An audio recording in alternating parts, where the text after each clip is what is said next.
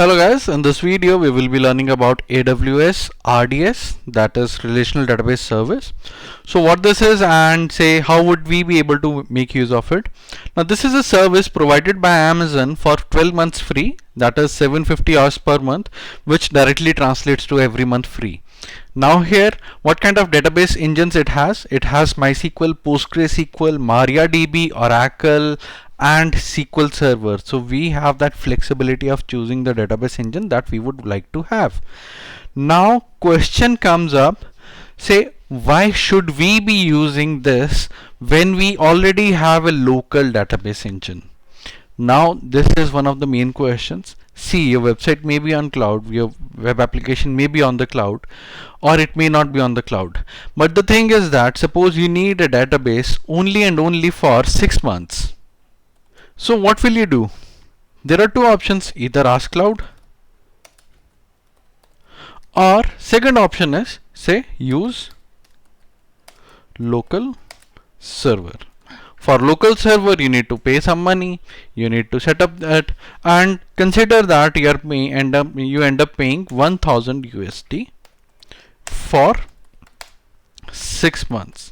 Why? Because you just need it for 6 months only, right? On the other hand, if you use a RDS provided instance, if you use a database provided by RDS, then what happens? I'm considering one thing, that is you will be using it for say 6 months. What are the charges?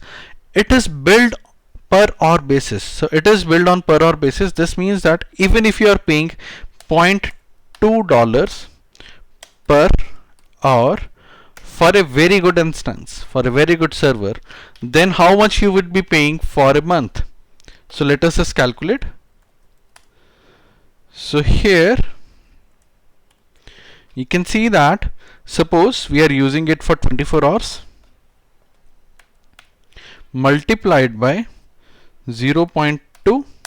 So this is a bill for a day, that is $4.8 multiplied by say 30.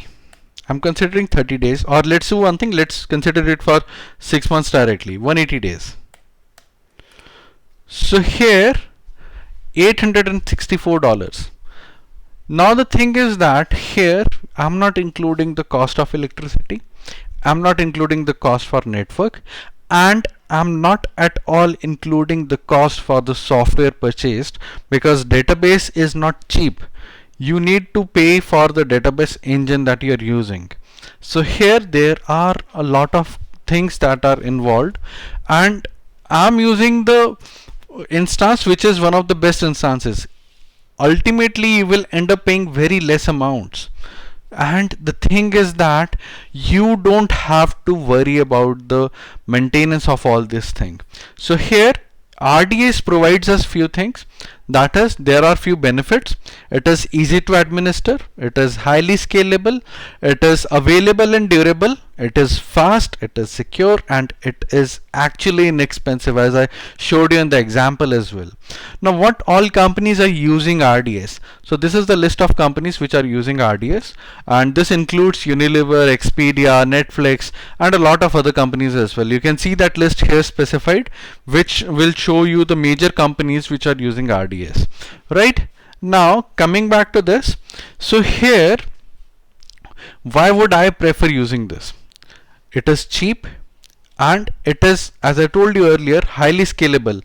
What does highly scalable mean? This means that suppose you need higher performance for some time.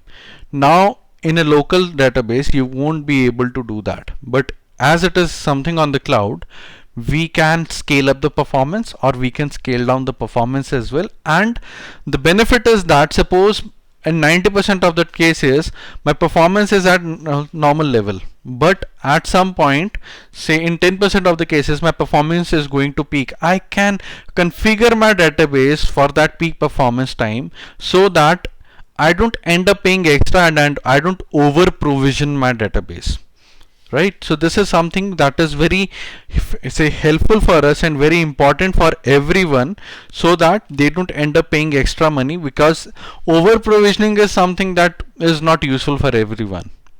because in majority of the cases you will not be even using the application, right? So this was for this video. In case if you have any queries, you can feel free to ask them in the comment section below. Thank you.